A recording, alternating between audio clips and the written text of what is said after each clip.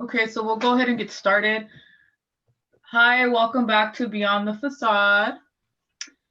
Hi, Junta. it's Sabrina here. We're finally back. It's been a while. I've been wanting to, get back to be able to discuss some of these topics that we're interested in. So thank you for listening. This is our 4th episode. Wow, sounds like it's time for a party. Yeah, so we're getting there. It's our 4th episode.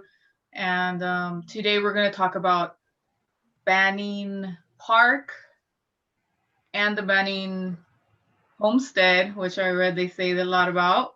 The Banning Residence Museum. Yeah, in Wilmington, right here in Wilmington, California, South Bay, Harbor area, however you want to describe it. I mean, growing up, it was Harbor area to me. Same for you, right? Yeah, Harbor area. Yeah.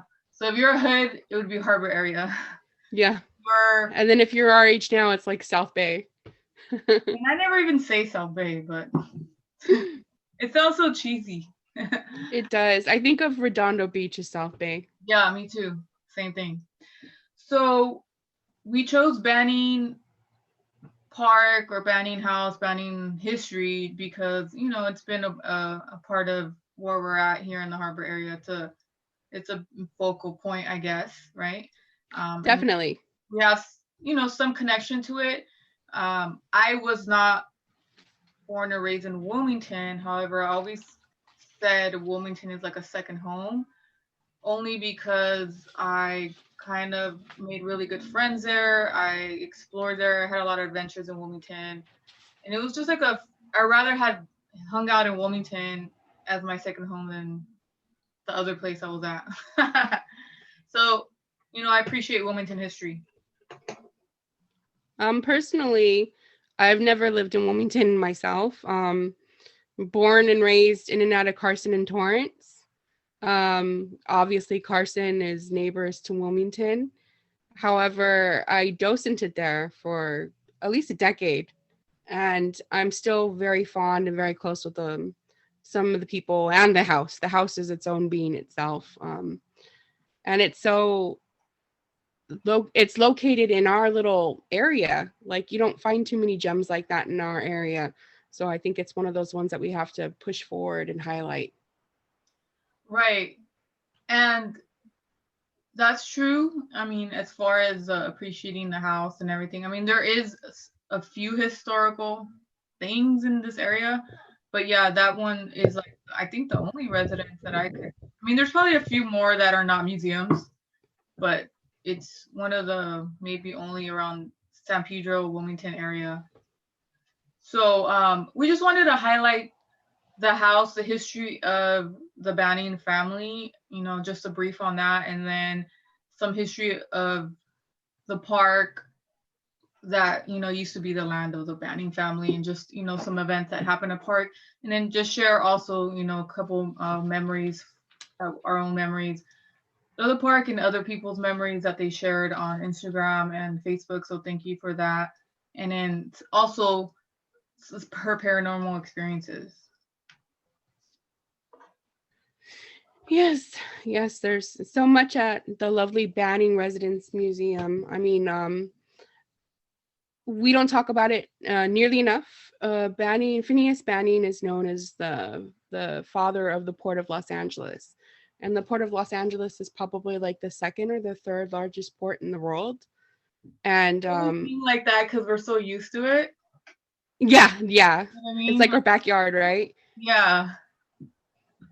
Yeah, and he just doesn't get as enough recognition as he deserves. He really, Tell me why. Why do you think he doesn't? Like, I mean, I know you're gonna talk about the family, but what makes you feel that he doesn't get recognition?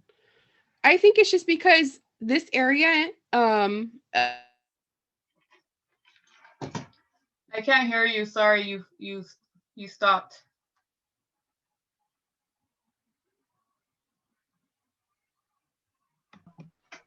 You know, I really can't say why Phineas doesn't get enough recognition. I would say that the greater Los Angeles area, we're part of the greater Los Angeles. We're not part of like the city of Los Angeles.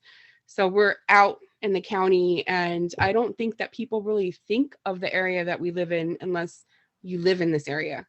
Because if people were thinking about this area, what do they see? They see the port, they see refineries.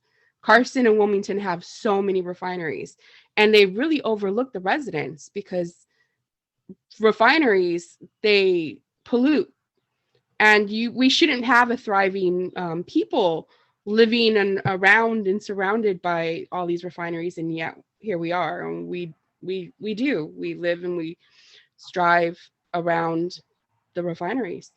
I mean, if you're off the 405 and you get off of Wilmington Avenue, right, what do you see?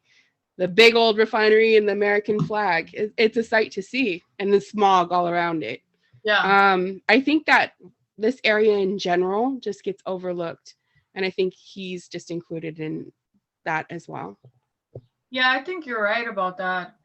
And okay, so growing up in San Pedro, which is right next door to Wilmington, I can't tell you, I could remember one time in elementary, middle school, or high school that they didn't, I can't remember any mention of Phineas Banning at all.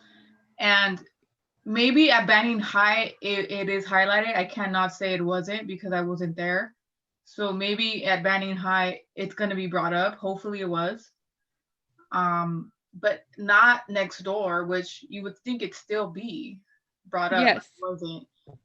I can't remember much at all about that. And then again, I was not paying attention, but it wasn't as significant. I can't remember at all anything about him until later on.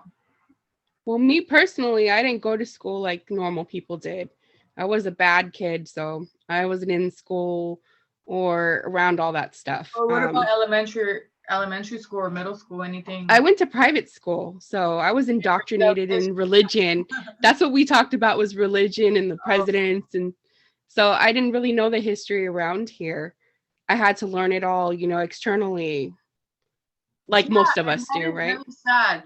And just to kind of piggyback just on that, we didn't know our own history around here. Right. I remember like about when I was with language, like many years ago, I had started writing a blog series, Tourist in My Own City, because of the fact that I was learning so much about my own city I was in. So I felt almost like a tourist learning these new things. Yeah. So, and it's kind of sad that we never got to learn that, but I guess like in other subjects we just have to learn on our own. And that's also a good purpose for this podcast and our, I know for sure my Instagram page, to be able to share history that maybe people never heard of or never thought about, or relearn history in a different way. I don't know. So definitely. Definitely. And I think too, when you put a name and a face to the person and you kind of personalize it. San Pedro and Wilmington, they go together. Initially when Phineas Banning purchased Rancho San Pedro from the Dominguez family. Yes, the Dominguez, like this area is very intertwined with. So Phineas came from where? Phineas came from Wilmington, Delaware. And he came out west. He very entrepreneurial. He drove stagecoaches from Los Angeles down to Rancho San Pedro. He saw the potential of the port of Los Angeles. It was a muddy tide flat, so it was inaccessible for big, large boats to come in. But he saw the potential. Unfortunately, he wasn't alive when it finally became a port. He died, Didn't know that. Yeah. But he lobbied for the railroad to come down here. And if it weren't for Phineas Banning, we wouldn't have a booming economy that we do now. And so he really deserves all the props that we have for what Los Angeles and California is today. Yeah, I remember when we went to the Day of the Dead festival, you really liked the altar for Phineas, which was it was nice that they did that, remember? Yeah. You froze a little bit. You froze too. Okay, you're back. Okay, you're back too. That's why I gotta be on this technology. So you remember the altar of Phineas? I thought that was really nice. The what? Remember the Day of the Dead festival in Wilmington 2 years ago before COVID? They had an altar for Phineas. They did. I took pictures of it somewhere too. Yeah, I thought it was really nice. Yeah. Um, he was a very big personality of all the history that we have to read from him, and he got things How done. do you look if you want to describe him? Like, could you describe him? They describe him as like robust. I don't know, he had a Robust? almost kind of like a Tom Cruisey kind of looking face, and he was, when he was younger he wasn't as robust, but as he got older and his second wife and probably had a nicer lifestyle, he was a little bit more Tall, robust. short, Huh? was he tall, short, buff? Like, I don't remember how tall he was. I don't think he was short for his time. I think he was average, but on today's, scale, he would have been shorter, I'm sure. I don't recall how. I think he was maybe tall for his, day, but nowadays he may not be. Yeah, right. Yeah. Okay. So he had a kind of a handsome look, I guess. Definitely. And a very charming effect. So he was able to charm people, and he was a hard worker. And he not only, like, they call him General Banning because during the Civil War, they started, was it Camp Drum? Yeah, Camp Drum, which we know today as Drum Barracks. Yeah. Huh? Well, yeah. And he was considered a general. He never saw war. We didn't see war in California. He was a Union. He was for the Union, so he was staunchly against the Confederacy. I did know about that they had the drum barracks and they had the setup almost like waiting in case something happened, right? Exactly. Yeah, so he earned his title despite, I mean, never actually this area seeing the war, but he still was like designated as that. Exactly. Okay. Yeah. And yet in his later years, he was known as General Banning to a lot of people as well. And he held that honor highly to be General Banning. Okay. Nice. So what else about his family, or I guess how he made the house, or what do you think is, Well, it's a gorgeous example of Greek revival. The house is gorgeous. I've been in every nook and cranny of the house, which there's a lot. If you've ever been on the tour, they show you specific rooms that are highlighted, which are amazing rooms. But I've been to the downstairs. There's all different kinds of little servant, I don't want to say quarters, servant like passageways where you wouldn't see them. There's all kinds of downstairs rooms that no one's been in unless they're like work there or they're docents there. And it's just an amazing house. It's just, I love that house. I have such. Did you initially come here and start building right away the house, or? No, the house was built in. He arrived in Los Angeles in 1851. Okay. And he was driving the stagecoaches about 20 miles from Los Angeles to here in San Pedro, and he bought the land in 1857. So I don't recall what year the house was actually built, but it was around 1864. It was 1864 the house was officially built. Mm-hmm. And it's still gorgeous, and it's really well maintained to this day. Yeah, I went by yesterday to see it, and yeah, built in 1864. Yeah. Okay. Yeah, so he built the house for his. Was he already married when he got the house, or did he? I believe so. To his first wife, Rebecca Banning. And she's from the area? That I can tell you. I'd have to do a little bit of research. I wasn't even thinking about that as a question, so no, I'm not sure. His second wife is from Hollister, Mary Hollister Banning.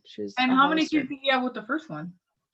He had 3 that have survived to adulthood, 3 sons.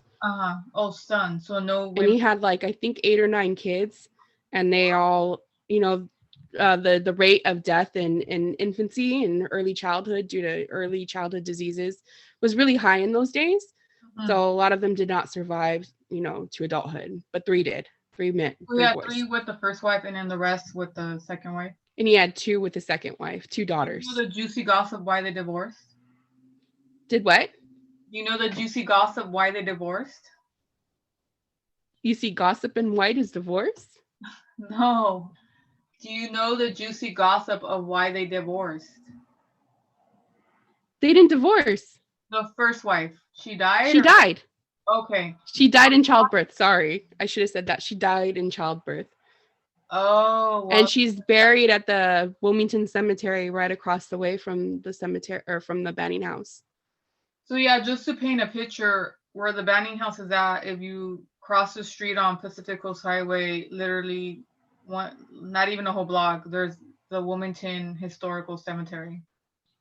So a lot of the people that were in this originally this area are buried there, and I guess he was at one time too. But we'll get to his. Yes, he was. But as far as the first one, I didn't know that she died during childbirth. Wow. Did she have Yeah. children in the house? Or, I mean, I would imagine there's no hospitals back then. You know, I don't recall them like being a docent at the Banning. We're privy to a lot of information that's not like given to the public. I don't remember them having a discussion of where the children are born, but however, due to those times, it would be safe to say she probably had the children there. So, how long after did he remarry? Did he get lonely and just remarry like a month later? No, I don't know how long it was, but there's a large discrepancy between like the ages of his sons and the ages of his daughters. So I would say it's at least a couple years. I could do more research and we could add on to, the text under this, episode to give that Okay, I'm information. just asking a bunch of questions. You don't have to know everything. Just curious. Yeah. I mean, that's a good question. Like, how many years did he wait? Like, how long was he a widower for? Not long, because it's different for men than it is for women, right? Or tea, Yeah. rather than historical facts. Maybe. Well, a little bit of tea. I mean, I don't know if they tell you this stuff or if you're supposed to know this stuff, but from what I understand, now. from what I understand, his second wife didn't get along very well with his sons, and they made it life hard for her at first. Yeah, it seems common with step families sometimes, with the kids and the stepmother or father. So you usually don't think of it like in that era, though, because it's like a Victorian era. So bitty, but yeah, right. Well, you think that like, honor the mother and the father and that kind of stuff comes into play, but no. Phineas was his personality was very large, so you imagine his children probably had similar traits to him, and so they probably were outside of like normal Victorian propriety and spoke their minds pretty freely. And who knows, you can only guess by their adventures and their ventures into business after this that they were very like-minded like their father and very assertive, and probably they were at a young age. And his second wife was much younger. Like his first wife was similar in age to him, but his second wife was much younger than him, much closer age to his own sons. So you can only imagine, the disconnect of her age and trying to be taking care of a house and having these unruly stepsons and a husband that's probably gone a lot of the time because he's out in Washington, D.C., and trying to get more funds and money coming into Rancho San Pedro and Wilmington to build railroad tracks, to build the Port of Los Angeles. So she was probably on her own a lot, trying to learn how to be a mom to stepkids. And did his children follow his footsteps or get into the same industry or anything like that? I don't know after the 20s what happened to them, and I wanted to get into that. I do know that they continued the work that their father started, and they got the Port of Los Angeles up and running. The railroad was successful, so we have the railroad lines to the Port of Los Angeles to take the imports that we get and take it to Los Angeles, San Francisco, all over the West. And because they continued that vision that their father had and set up nearly and almost saw to fruition, but he did not. They also purchased Catalina Island. Okay. And they owned Catalina Island for a while and eventually sold it to the Wrigleys. Right. So they were adventurous in business. in the 19th. But I was reading up before we started this episode. I wanted to make sure I had a good rounded memory of what I remember and being taught there as a docent. And I was reading up about the industry of bringing in the Port of Los Angeles, how many jobs and how many people flocked here from different countries, different cities, different states. And because of that, crime increased. So Wilmington has always had a penchant for criminals and crime. And I found that pretty interesting. And part of the reason why the Banning family left Wilmington in the 20s was because of increased crime. Okay, so the port attracted crime because It attracted more people, and more people attracted more crime. okay. Yeah, I could see that, I guess, because I know that in San Pedro they had the Beacons district, or where there was a lot of like sailors, bars, and red light district in a sense. But Yes. he was maybe in the 20s or right before. Yeah. Or during World War One, maybe something like that. Yeah, right post World War One. Because can you imagine all the different people that would come back disenfranchised, trying to look for a better life? So what else about his house, working there kind of stood out for you? I think the very first time I saw this house, I was about 11. So it was probably like in 1992. My stepfather's stepmother took me there after she forced me to go to church. After that, and we went over there, and it was my first experience with this museum, and I just was in awe, like going through every room, just in awe. And the first thing I remember about the house was the hair portrait. So in the Victorian era, they used to make portraits out of hair, and there's a big one in Phineas's room, or the room that they say is Phineas's bedroom, and it's my favorite one. It's just so intricate and it's beautiful, and I was mesmerized. Now, a lot of the things that are inside the Banning Museum are not from the family. There's some things. There's some nocturne paintings, and there's like a trunk that used to be Phineas's. There's things in there that belong to the family, but everything else is period, or remakes that are on point for that period. Right. I didn't know that at 11, but that hair portrait really stuck out to me. It was just gorgeous. Can you describe it for the audience what a hair portrait? I've seen it before during the tour. It's very odd as far as like what you would see now, right? It's interesting, but can you describe what a hair portrait is, like in detail, so people could picture it? Okay, I'll try. So people would likely take their own hair or hair of their loved ones, and sometimes they even made memorial portraits. So they would take hair of the dead, and they would twist them, knot them, and manipulate them into usually looking like flowers, maybe trees, something in nature. And then they would stick it into like a frame, and it would be from their loved one or themselves, and they would have that keepsake of their, How they held the hair together, just ties or glue, or maybe some sort of glue. I'm not sure what the glue was made of out back then, probably some kind of like animal fat and something, who knows. But they were able to get it. They sewed, I mean, the bobbin and lace that they sewed back then were so intricate, and the hair was too. It was just amazing. I can't imagine with my fat fingers trying to do that, and I can't imagine. I wish I could, though. It seems like it would be a lot of work and painstaking work. So yeah, that I never heard of that until I seen it there. It's they could look it up, Victorian hair Portraits, portrait, yeah. and you'll Victorian hair artwork, and it's my favorite. And that spurred the love of the Victorian era and the Edwardian era for me, and that I still love to this day, although it's constantly evolving. But I still love that era. It's just such a romantic era.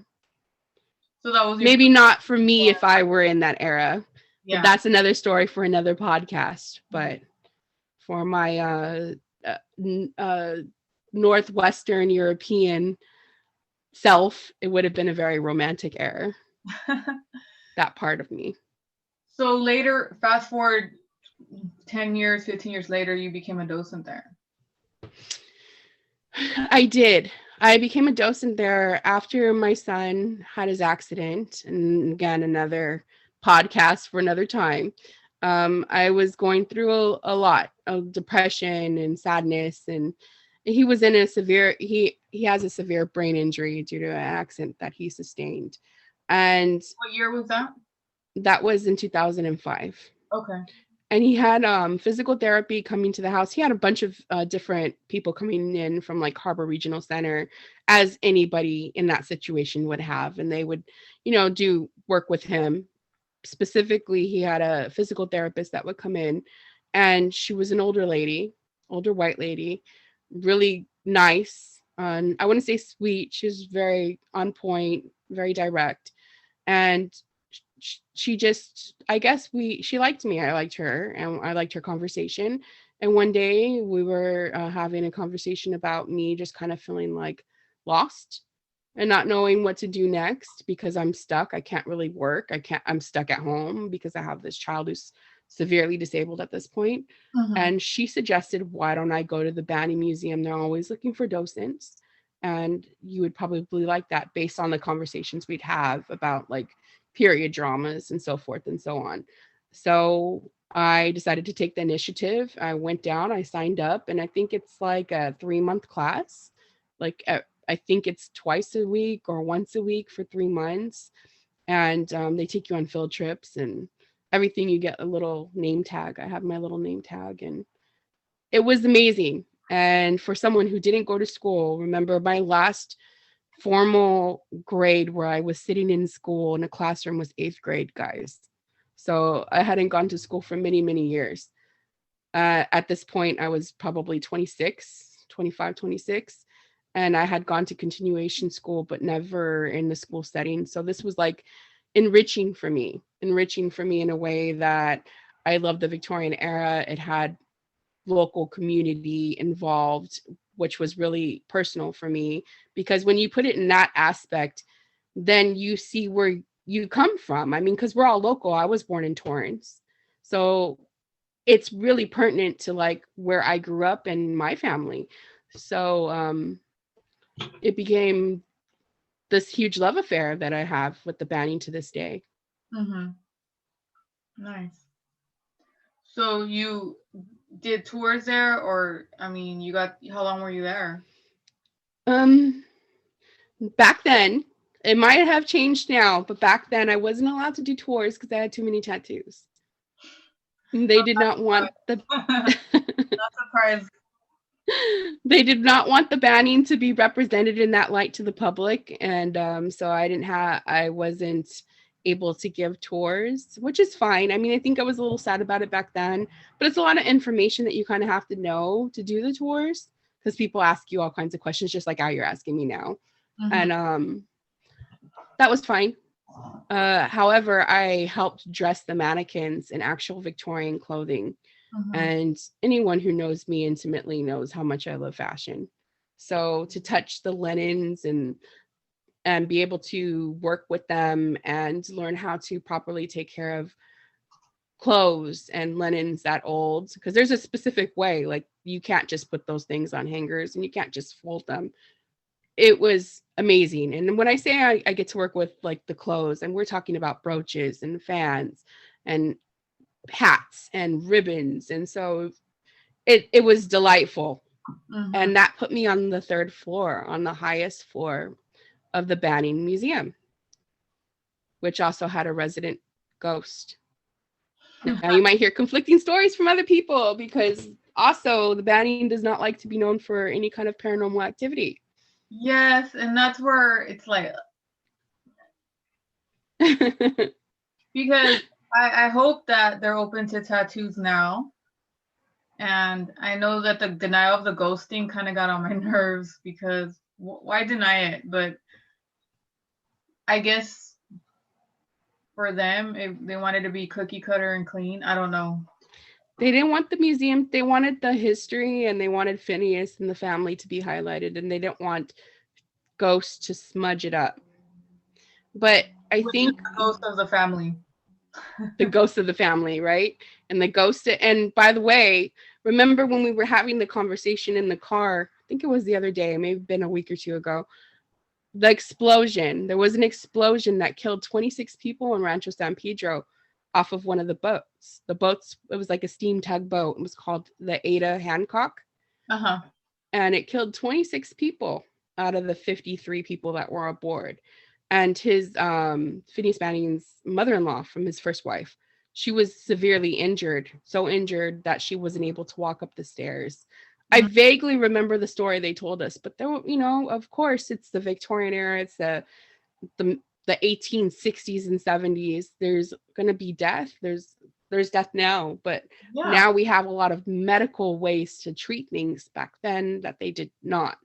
So of course there's going to be ghosts. Come on, silly. And hopefully if they listen to this podcast, because we will tag them, they're just open to embracing that, and not in a negative way, Yes. Because in life and in and around the park, there was good moments, and there's also more darker, challenging moments, and we just can't deny that history. No, and that's part of our history, and that's why I wanted to mention earlier about the Bannings, the sons. I forget what son was occupying the house in the 20s, but there was a story about him having to pull a gun on some unruly men. And again, that's why they end up leaving the house in the 20s and selling it to the city, because of the increased crime in Wilmington. I think when most people think of Wilmington, they think of crime and refineries. And I'm not saying that it's not accurate, but Wilmington is the one place that you can go without having to go to downtown LA for all your needs for like your candies. And if I needed something for like a party, which I wouldn't need right now, but when the kids were littler, I would go to Wilmington. It doesn't seem like that anymore. I feel like now it's a little bit more desolate, but maybe there was more Latino markets and stuff later on in time, I guess. Yeah.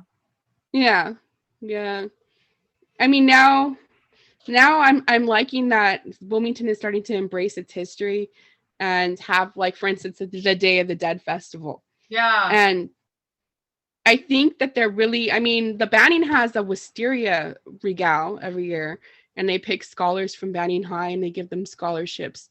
So that's wonderful too. And they also have an amazing program for third and fourth graders. Yeah, that's one thing that I know for sure, that all the kids that went to all the elementary schools there and all the high school there, they all went there every year for field trips. Yeah. Like in San Pedro, we would go to the Maritime Museum like every year.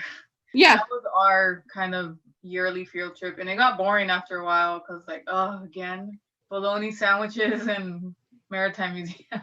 Bologna sandwiches? Yeah, LA Unified School District, when you would go on a field trip, they give us sack lunches for the day, and it was milk, probably an apple, and then a bologna sandwich. Sounds like prison food. Packet of mayo. Yeah, it was. Or you could bring your own food, but if you were poor, you couldn't really afford the Lunchables that were like probably expensive back then. But bologna sandwiches. So yeah, I know that in Wilmington, they have a strong connection to that from just the school, that I imagine.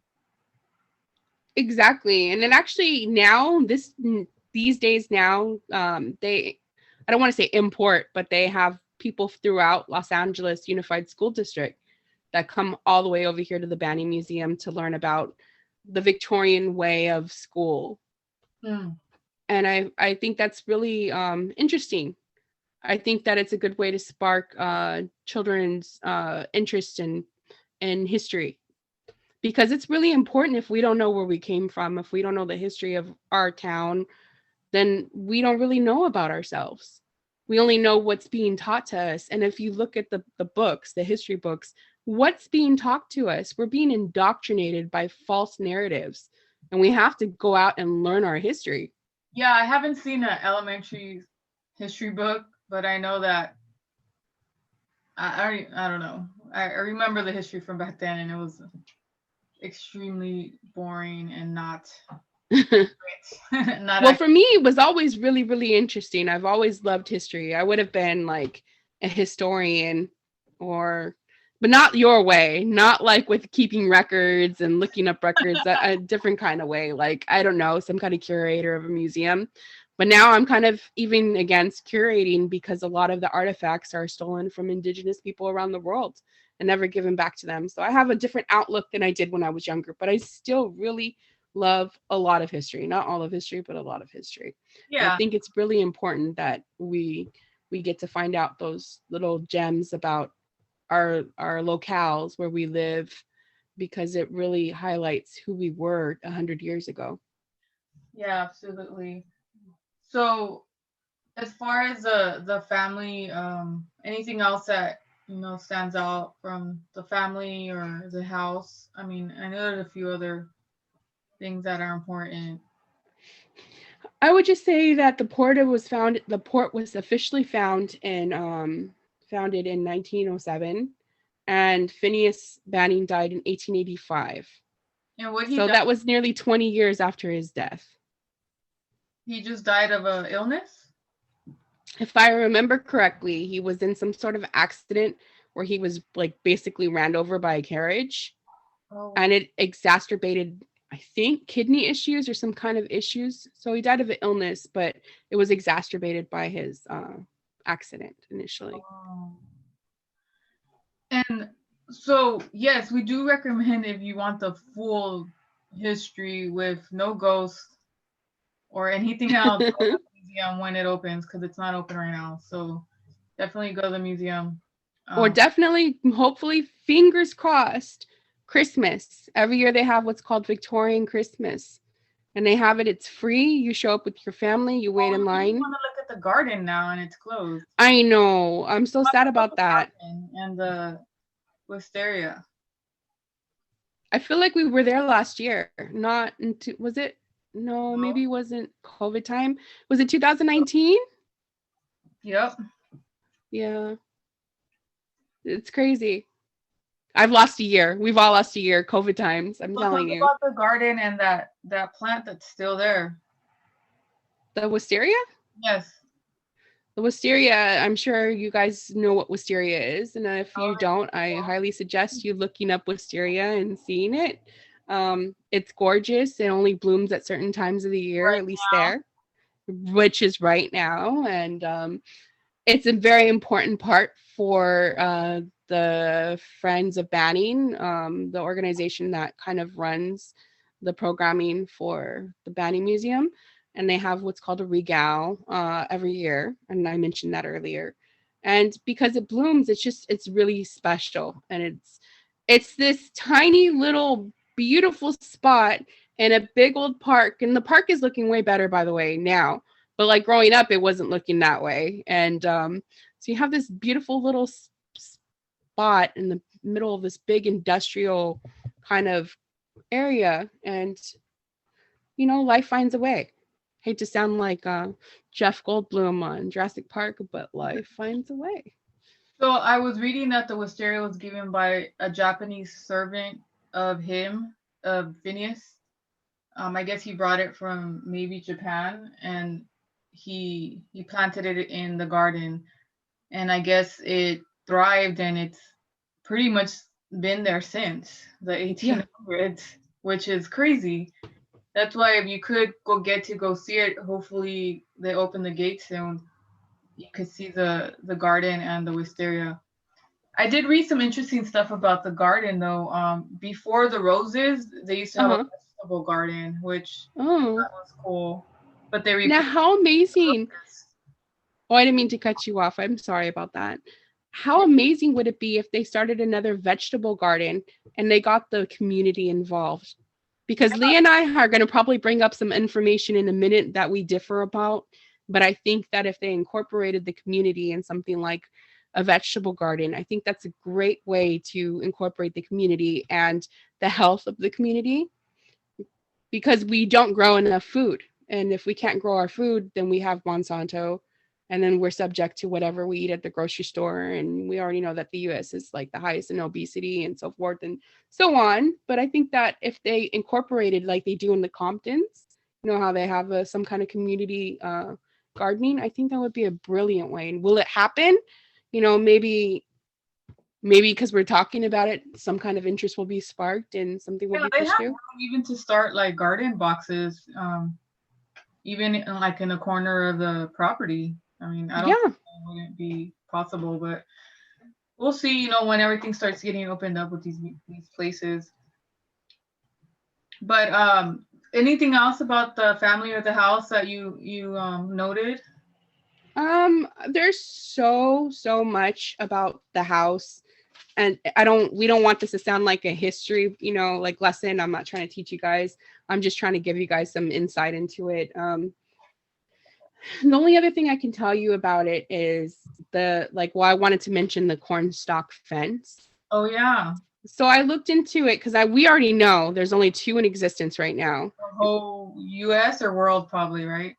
In the world, and one of it's around the Banning Residence Museum. Go just for the fence. I think just for the fence. Yeah. It's got pumpkins.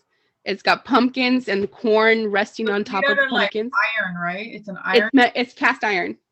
Okay. It's cast iron. It was made by Wood and Perot or Perot, Perot. So Perot in 1885 or 1858.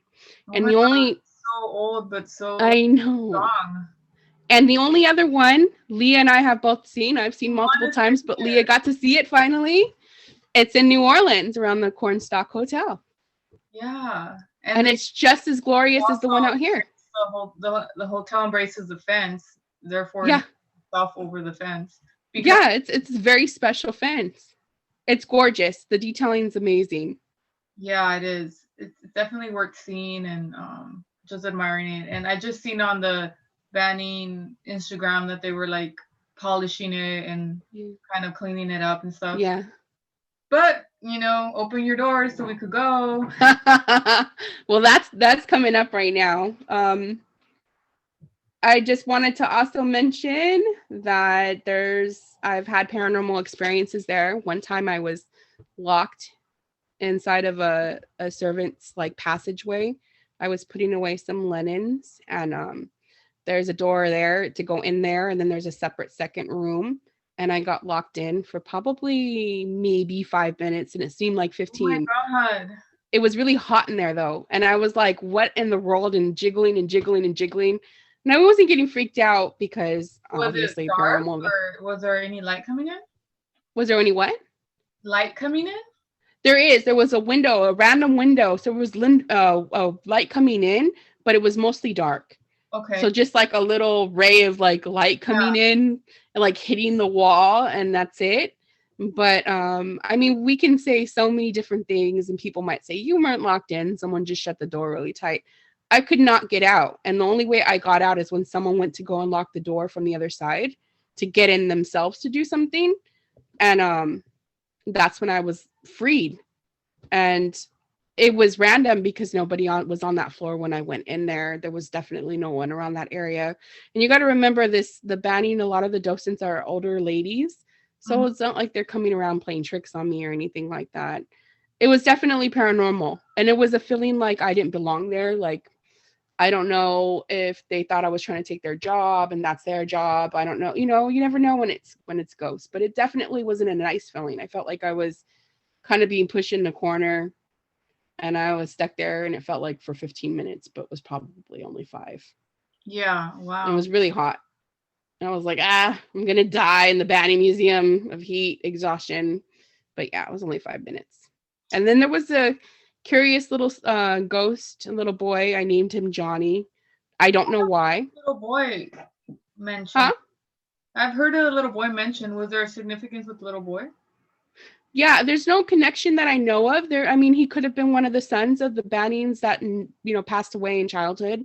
I don't have any record, or I don't have anything to corroborate that, or so I don't want to go on record and say that's definitely a Banning child, but it could have been one of the, children around that area at that time. It might not even be a child that could have been a child that's indigenous to that land before, people colonized the area. But he used to hang out on the third floor all the time. I used to talk to him when I was alone up there. And he is very sweet, very playful. And I don't see him ever because I don't go over there anymore in docent, but I would always say goodbye to him or hello to him when I went up there to go do my stuff. So just curious, maybe what would kind of like a typical meal look for Phineas? A typical what? Meal. Meal? Yeah. They have in the tour, they tell you. They have all kinds of little play food. I really couldn't say it without telling you like off the top of my head, because that wasn't my department that I worked in. What was popular back then? Like, was there any particular thing they ate a lot of, or? I would say they ate a lot. We have to remember, this is in the West. We're in the furthest west that you can go. We're in San Pedro, Rancho San Pedro, Wilmington. We have to think about importing food. Like, we get a lot of food imported and a lot of fruit and food imported. Back then, they did not. So back then, they probably lived off of the land, obviously the crops, and then the livestock. And I'm sure they eat probably meat with many of their meals, at least their, dinner or their main course meals. I don't know. I don't know off the top of my head what exactly they have. They have a recipe book of like one of the Banning, I think Mary Banning's like recipes for what she would make, or I don't even think she would make it, but what the servants would make. I will tell you though that the Banning house was known for its lavish parties. Oh. Phineas Banning was a very welcoming man, and again very enigmatic, and people were always drawn to him. And he had many gatherings and parties in his home, and he was always a very gracious host. So there was always meals there for all of his guests, and I'm sure they just ate what was, around for them to eat. I would have looked into that more if I would have known you were going to ask that question. Well, we'll have to learn more about food history. That's interesting to me as well. I'm sure it's a lot different than anything we eat today. Yeah, of course. So I did want to kind of go on to the topic of how it became a park, which is the Banning Park as we know it now. So it was 1926 when the city was trying to decide on 5 different parks, sell this acreage of planning 5 different parks in the area, and one of them included that property. But they were going the resident or citizens of Wilmington, people that were running Wilmington and whatnot, were going back and forth with the city on how much to pay and what part of the lands they should get and things like that. So there was a lot of that, but they finally got the property, the Banning homestead, which is named a lot on their homestead, in 1926, and they paid about $275,000 for the property. It was many acres. Maybe now it's way cut back because there's a whole neighborhood and huge Pacific Coast Highway around it and stuff. But they got a bunch of acres, and they, at the time in the late 20s, were already thinking of making the home archives of stuff in the home for the museum, for historical purposes. And then the property, they said that it looked already like a park because he manicured the area very well with the trees. It looked very beautiful already, and it was almost ready to be a park because of the way they had their groves of trees. They mentioned fig groves, eucalyptus, and a couple other different types of trees that are still there. I don't know about the figs, but a lot of the big trees, if you go, are still there. A lot of palms as well. So I got to look at it yesterday, and and see like, wow, these trees literally been here since the 1850s. Over 100 years. Oh, yeah. So, and then I think little by little they find, they were able to start kind of restoring, the house and things like that, from what I read. The first tour of the house that they had was in 1931. There was a an event called the Harbor Fiesta, and Ooh, yeah, so that sounds like fun. yeah, it was 3 days, and there was Wow. parties all over. Like at Point Furman, they had their own big party over there. Different parts of the city, well, around here, they had events going on, and at the house they had a house tour that they said there was thousands of people that came for the first time, and they were inspecting all the rooms, kind of like, and there was all kinds of stuff going on. But that was one of the stops at the Banning House, 1931. Um, and also about the park, the trees that were planted were grown from seedlings that were brought by some of the sea captains that were working Phineas. So they brought the seedlings and actually grew those trees from seedlings um, to what they are now. So I thought that was cool. And there's a very significant mound of grass at the on the property. It's like a huge mound. I don't know if you noticed it. Hmm. That was meant to be put there for like kind of like an amphitheater type of thing to perform like on top of the mound. Kids would slide off the mound and roll down the hill and stuff like that. So it was really, exciting to turn it into the park so people could actually enjoy the whole place as well. So that was cool. Yeah. Any comments on that or anything? Well, the Banning, I can't call for what the Banning house looked like in the 20s or the Banning Park. It's looked a lot of different ways now. It's much more equitable Excuse me. now, It and did have it's a little white fence in front of it, some kind of like gate, but it wasn't in front of the whole. It wasn't around the whole house. It was just the entranceway. yeah. And I love that main street you go down to with all those other houses. They all give to the whole, artsy, historic looking Yeah. street that So leads you on to the Banning. I guess with time, the area developed, and there's only like two streets that have some colonial style houses that were probably built around the turn of the century or early 1920s. Yeah. When the land was became a park or started getting developed. So that was pretty cool to see that. There's the peacocks too that live in the area, and they were there from back in the day. So it's kind of cool that they kind of been reproducing over the years. And any given time you go, that's what you're going to see. Beautifully colored peacocks with their annoying cry. I know it's kind of scary, but it just makes them more mysterious in a weird way. I don't The know if they're scary. I would say they're just annoying. I don't know. I've always seen peacocks like scary because they're so odd and like rare. Maybe they're not rare, but to me, I never really seen them till here or in PV. Sometimes you see them around, but they were brought here also by somebody during a certain, and they just reproduce. But so yeah, that's kind of in the 20s and 30s is when it started. The park started developing, and then I think with time later I became a registered landmark, but that was until way later, Yes, like the 70s. 70s or something like yeah. Yeah. But they had, they were letting people see it, in a museum type of way in the 30s already.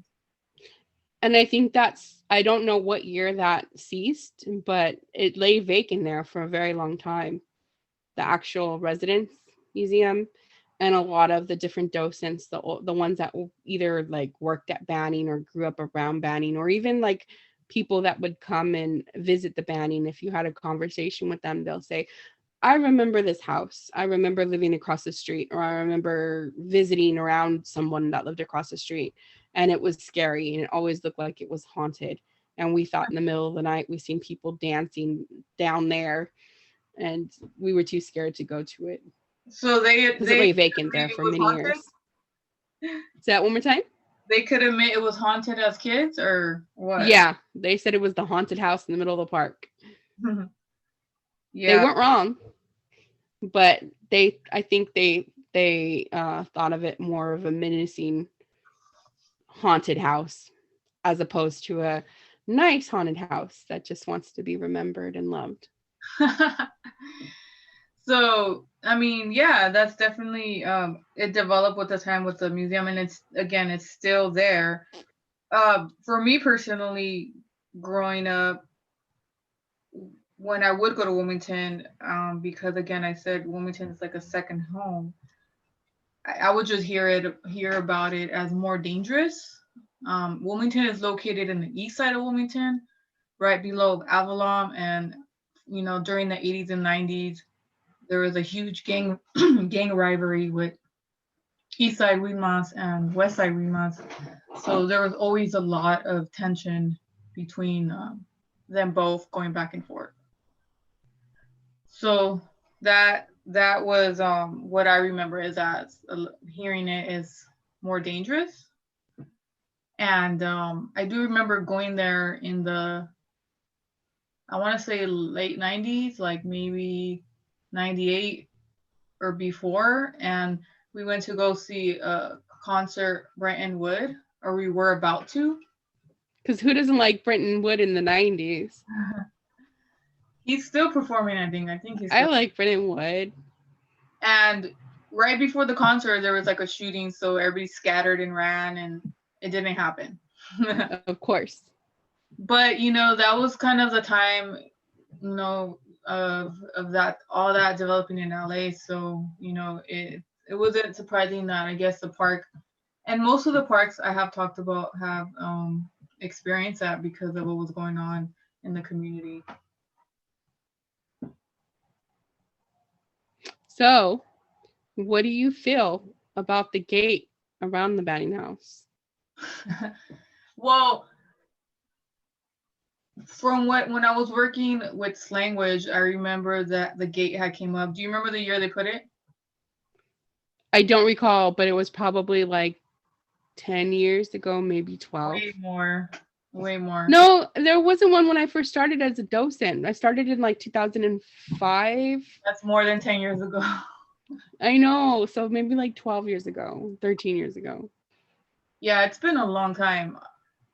I think I remember the transition, but most of my good friends that lived in Wilmington that were in the art community felt very rejected by the gate because we were also part of Wilmington trying to come up with art events and show Wilmington that there's people that grew up there that are doing well and not necessarily like what the whole stigma of Wilmington is. So, but especially them, didn't feel a connection to the Banning house because it's almost like they didn't want anything to do with anybody that wasn't part of like their community at the time. So I remember hearing from friends saying that the gate almost kind of blocked people out more, the community, in their eyes because they grew up there and they didn't have that connection or felt like they weren't connected to it. I could see that. I understand it and I empathize with that perspective.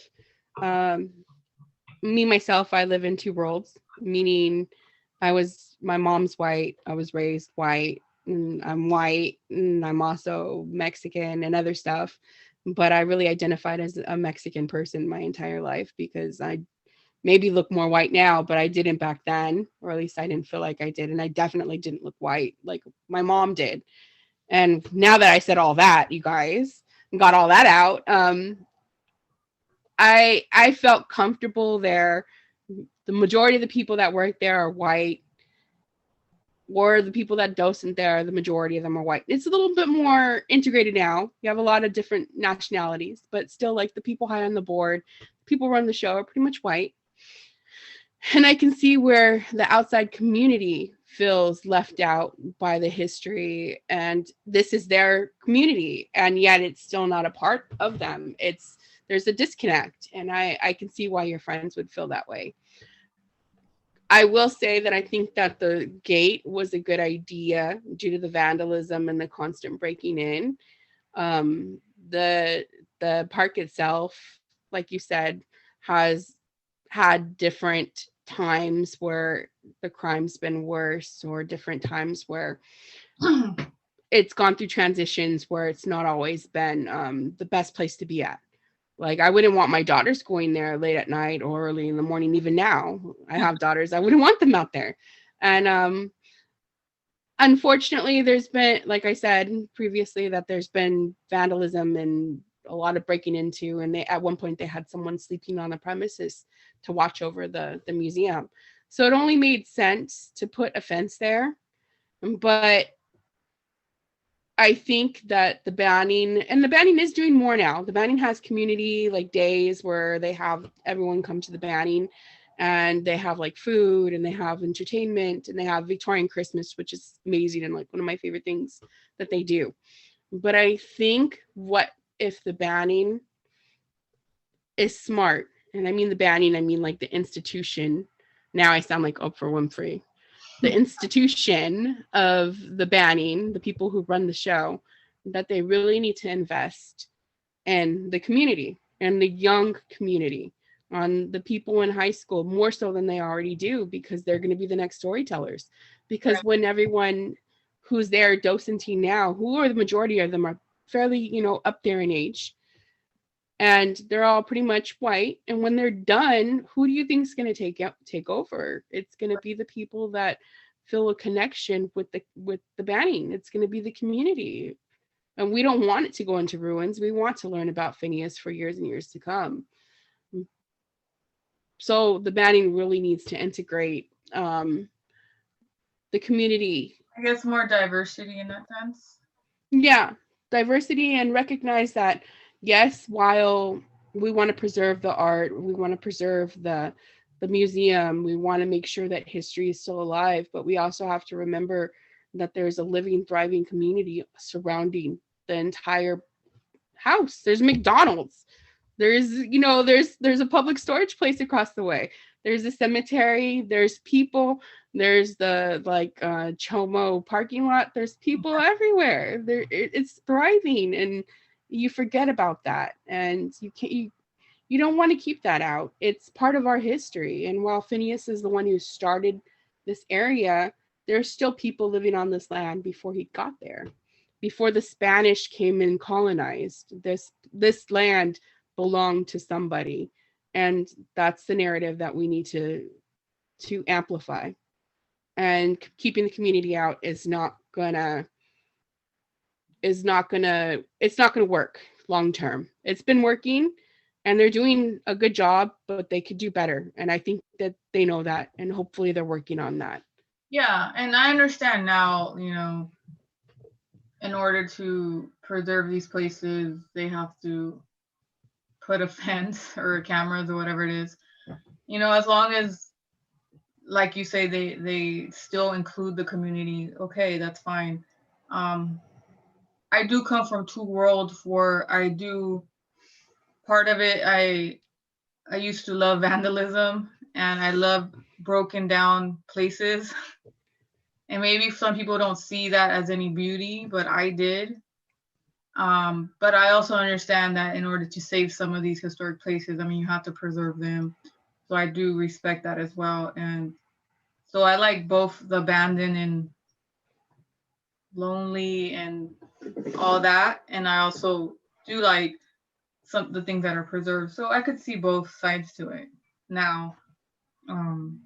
So I understand why. Yesterday I did want to go. The fence is locked.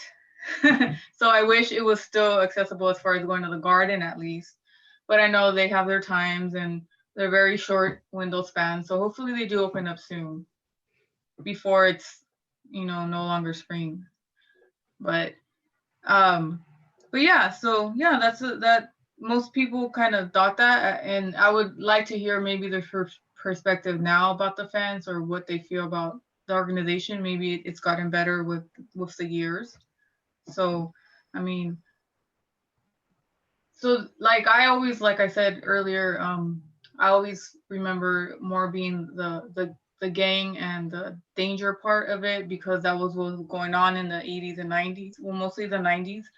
So that part was kind of always there. I never hung out there or anything like that, but I just remember going a few times. Once for that concert, and just like maybe crossing through or maybe hanging out. Like if we were going to behind the public storage used to be a graffiti yard. It's just an empty lot, and there was walls there that we would paint. So we'll go across through the park or just sit in the park for a little while and just kind of, while we're on our destination, or go to the train tracks that are not far behind the park as well. But I didn't have picnics there or grow up, going there so much.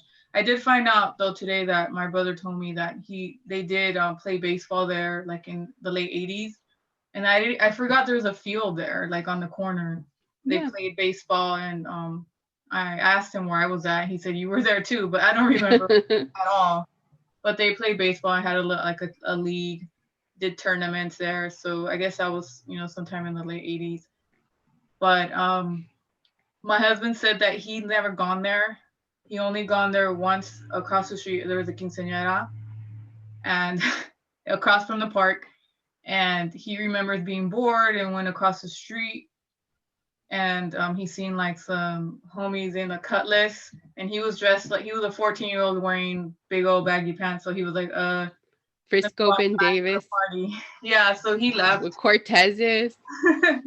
He left because he was like he felt it was probably dangerous. So it was definitely during that era. I did, from the articles, there were a few, shootings and deaths at the park more later in the 90s and whatnot, but not as many as you would think, at least that were documented. So, Yeah. but it was kind of one of those spots that I remember, like, I don't know why I thought that if you go there, sit on a bench or cross through, you're going to get shot at, like, out of nowhere. I don't know. That was kind of like the thought back then, or maybe it did happen to some people. Yeah, I think it was just really hot. I mean, it still kind of is. And I know this because it's my neighbor. I don't live far from Wilmington. I mean, if I cross a couple streets, I'm there. And Carson and Wilmington are really hot right now, and it's never really slowed down. Even San Pedro, but it's not as bad as it used to be, because of gang enhancements and Yeah. all that kind of stuff. Well, I went yesterday and it was a beautiful hot day, and there was people in every corner of the park enjoying it, at the playground, the basketball, the men playing cards, people exercising on the little machines they have, kids playing soccer, and people walking doing, laps. People, there's a horseshoe corner. They play horseshoe. There's like a horseshoe clubs, for I guess guys, I don't know. There's a bunch of horseshoe tournaments. And then on the corner is a senior center that been there about 10 years, that a lot of seniors actively go there. It's very, very popular. Right now with COVID, it was limited, but it's a senior center, and there is a pool, I believe, and some tennis courts or volleyball, something like that right there. So it was really busy. So I'm glad that people love still going there, especially now after COVID kind of eliminated some of the restrictions or the. I walked there for many years personally. When my dear friend Berta was alive, her and I would meet up almost every day, sometimes twice a day, and go walking around there. And it feels like home. Of course, I have like this huge love for the Banning Museum itself, but the Banning Park, I remember seeing people doing Zumba and hearing them, and the kids and the squirrels and all the different dogs I've encountered while walking there, and most of them on leashes. And it's home. It just feels like home to me. Yeah. And there was one very famous or infamous murder that happened across the street from the park in 1996, I believe. And what happened was that across the street from the park is a colonial house, because there's a few colonial looking houses, or very big, beautiful homes. And there was a family, one of the a little girl, 11 years old, and her family lives there. And she was unfortunately kidnapped and sexually assaulted and then murdered and found in a empty lot off Anaheim 4 days later. And she was they ended up finding out it was her uncle that did this. He had a history already of rape and sexual assault, and he ended up, doing this heinous crime. And the little girl, I guess they that day, that the same day they were gonna that she was missing, they were filming a movie or a show at her house, because again the house is very significant, like how it looks. And there Mm-hmm. she was going to be the director let her take a part in the movie, like a background part, and she was really excited about having her Being opportunity. in a movie. Yeah. So that's a very sad story that happened. I don't remember hearing it at the time. I mean, it was in '96, so I it was was giving a big birth. story. I was big old fat pregnant and giving birth, 96. Yeah, so it was a big story. And the guy, he ended up getting convicted, and he is currently on death row right now. So yeah, he kind of made the area just kind of during that time, being 1996, a lot of gang activity. In addition, now this horrible crime, it just kind of fueled more of the negativity of the area at the time. So yeah, hopefully the family is able to heal from that, and she rests in peace. I believe her name was Monique.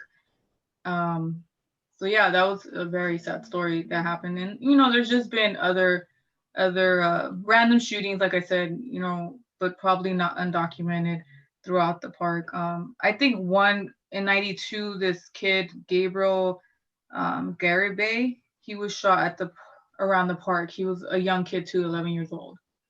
Very sad as well. So um yeah, but I think how we say now, I think with time things have got better and lessened over the years.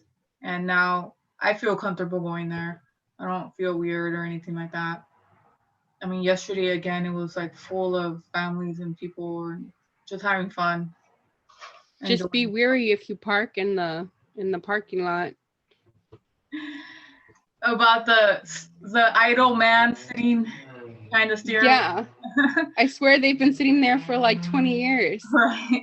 But I told Sabrina that all the other parks have these idle people sitting in the car.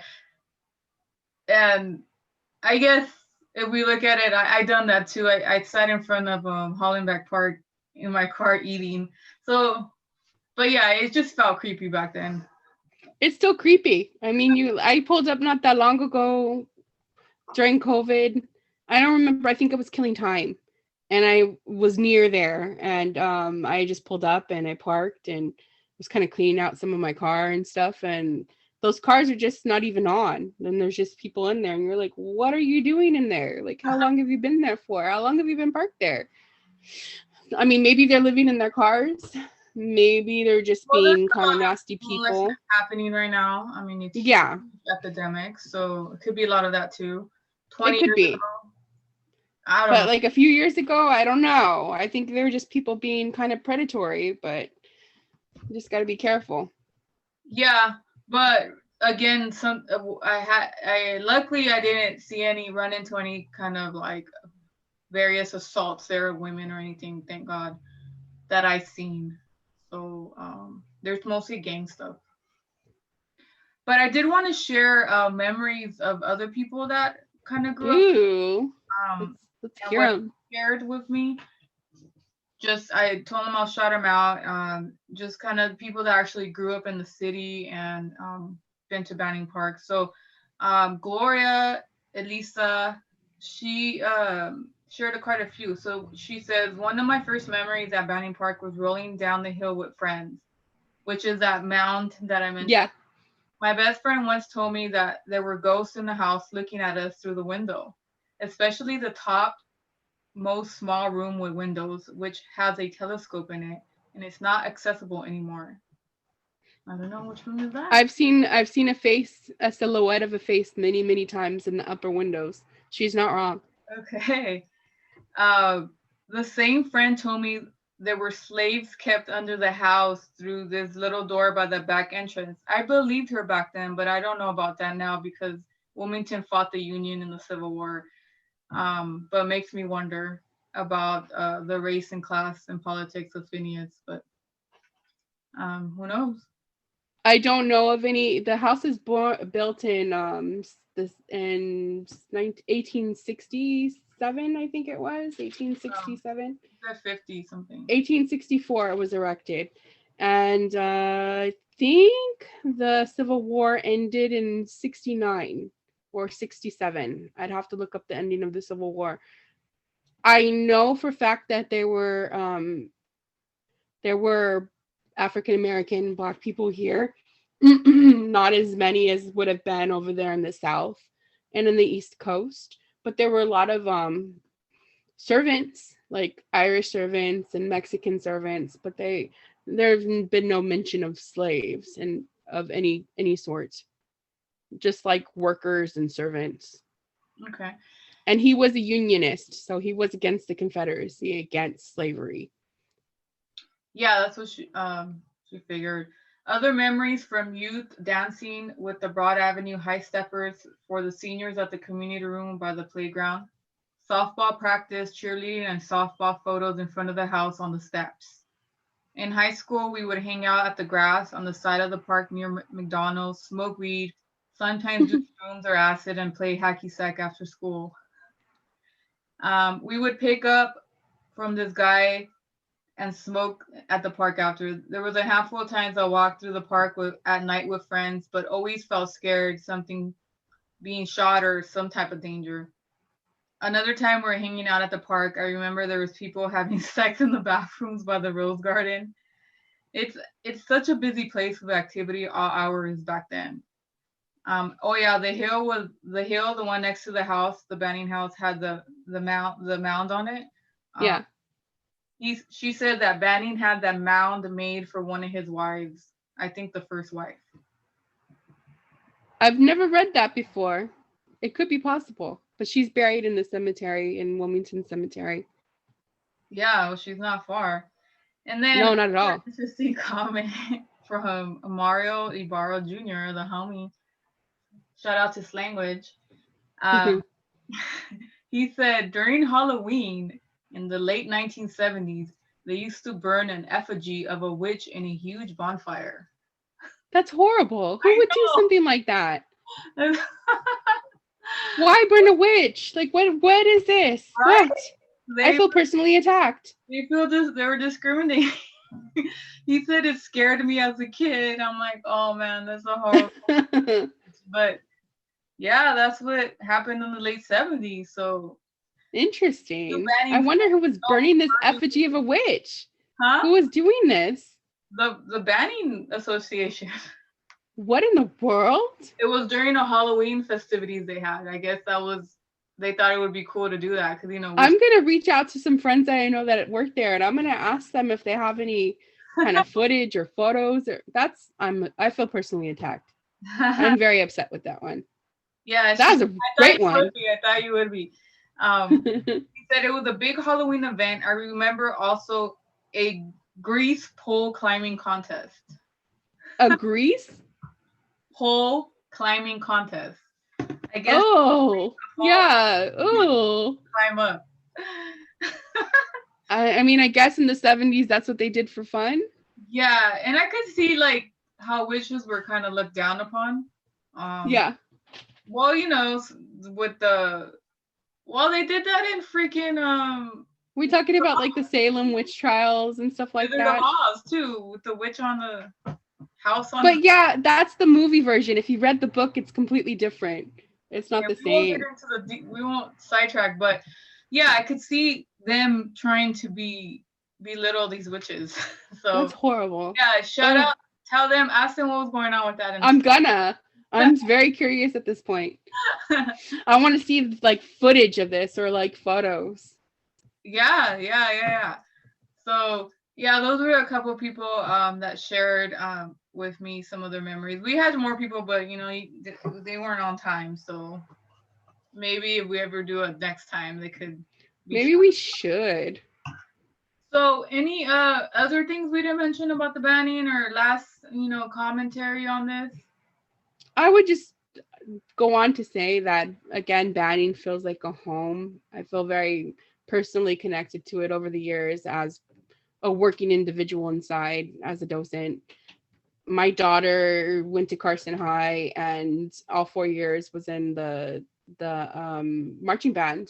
So during Christmas, they would march out there, and during the Christmas parade, you'd see all different many different nationalities highlighted and music, and it really brought you a full community together with the music, and like mariachi and the bands playing and so forth, and it just feels like home, and it really spurred a lot of the love of the Victorian era for me, which I feel like a broken record when I say that, but No, that's it's just a special place to me. It's a really special place to me, and I think that everyone, even if they don't know anything about Wilmington or care about Wilmington or the harbor area, would still need to come to see this house that used to be a home.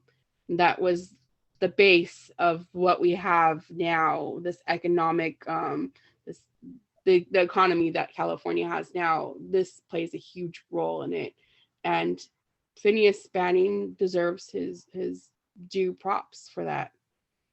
yeah, definitely. So hopefully we could this year, get to go back in. Fingers crossed. Fingers Yeah, crossed. because it's we want to enjoy the gardens, and if you haven't done the tour, I would recommend do the tour. But I really want to see the gardens, and some of the other events they have. Hopefully we could try some of. I know they have a lot of lectures and educational events, and the tea parties and whatnot. So it'd be cool to try that out. Once again, when we get a chance. But other than that, I mean, the park is chill right now. You could go enjoy it. We just wanted to kind of highlight it and just bring some history background of the park and how it connected to us and to other people we know, and just what we know about it and actual history about the park. So if you want to follow us on our pages, you could follow me at swapme_chronicles. I'm Doña Junta. I post really frequently on different historical buildings and events, places that I'm interested in. So, check it out. And you could also, follow Sabrina. Yeah, you can follow me at observing_spooks_ and other vices, all one word. And I don't have a lot of content yet. Life has just been kind of crazy. It's a new page. You can follow my other page. It's Sabrina the Grown Up Witch, Sabrina_the Grown Up_Witch. But it's more personal stuff. So you're going to see my kids and a lot of selfies.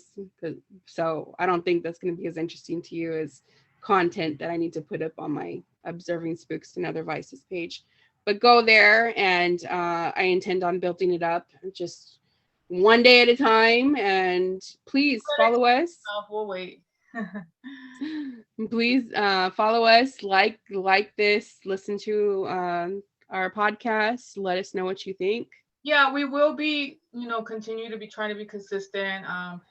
Hopefully have interviews from different people on here and just, have a different takes on historical people interested in history and people that, we want to get to know more as far as the history community on Instagram and just places we've gone to and just different topics, all related to this. So we'll be having more things along the way as and again we're getting better at trying to get the hang of this whole podcast thing. So we'll thank you guys for your support, and we'll talk to you guys again soon.